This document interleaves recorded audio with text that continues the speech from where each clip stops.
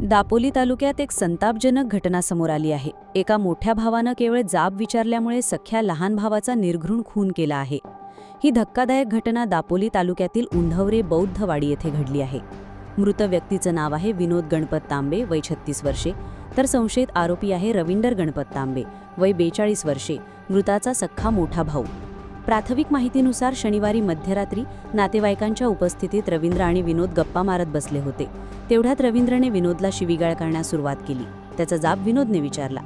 याच गोष्टीचा राग आल्यामुळे संतप्त रविंद्रनं घरातील फरशी उचलून ती विनोदच्या डोक्यात मारली आणि त्याला जागीच ठार केलं। घटनेची माहिती मिळताच दापोली पोलीस ठाण्याचे पोलीस निरीक्षक महेश तोरसकर यांनी तातडीने घटनास्थळी धाव घेतली।